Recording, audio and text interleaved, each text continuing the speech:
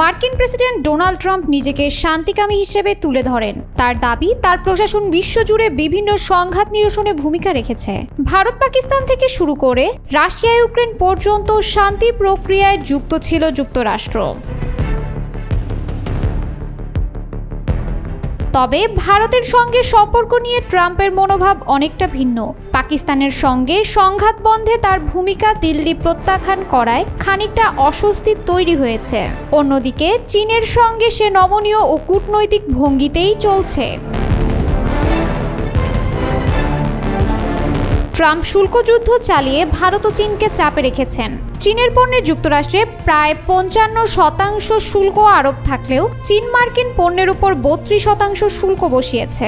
দুই দেশের মধ্যে আলোচনার সময়সীমা 12 আগস্ট পর্যন্ত। নতুন সমঝোতা না হলে বড় ক্ষতির আশঙ্কা।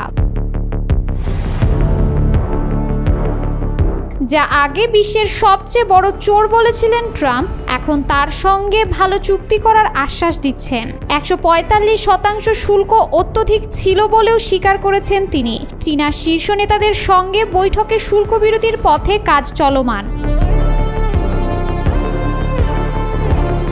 ভারতের সঙ্গে পরিস্থিতি আলাদা। যুক্তরাষ্ট্র 50% শুল্ক বসিয়ে কঠোর মনোভাব দেখিয়েছে। প্রথম 25% শুল্ক এসেছে বাজার উন্মুক্ত না করার অভিযোগে। বাকি 25% রাশিয়া থেকে তেল আমদানির কারণে। 7 আগস্ট থেকে প্রথম শুল্ক কার্যকর। 27 আগস্ট পর্যন্ত সমাধান না হলে বাড়তি শুল্ক আসবে।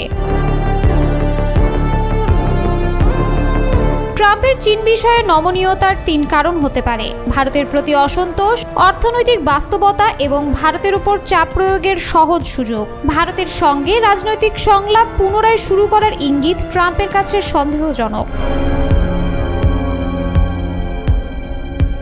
ভারত কিন্তু নীরব নেই। মস্কোতে ভারতের কৌশলগত অংশীদারিত্ব পুনর্ব্যক্ত ও সাংহাই সহযোগিতা সংস্থার শীর্ষ সম্মেলনে মোদির চীন সফর বিষয়ক ঘোষণা ইতিবাচক পদক্ষেপ। বিশ্লেষকরা বলছেন, বহুমুখী অংশীদারিত্ব বজায় রাখা ভারতের জাতীয় স্বার্থের কথা চিন্তা করেই নেওয়া সিদ্ধান্ত। যুক্তরাষ্ট্রের সঙ্গে আলাপ আলোচনার দরকার থাকলেও অল্প ছাড় না দিয়ে বাজার উন্মুক্তকরণ ও সরবরাহ শৃঙ্খল সুরক্ষায় জোর দিতে হবে। ট্রাম্প প্রশাসনের কূটনৈতিক কৌশল শুধু দেশের বাইরের সম্পর্ক নয়, অভ্যন্তরীণ সংস্কারেও জোর দিচ্ছে ভারতের ওপর। ভারতের জন্য এখন একদিকে বহুমুখী সম্পর্ক, অন্যদিকে নিজস্ব শক্তি ও স্বায়ত্তশাসনের মিশ্রণ জরুরি।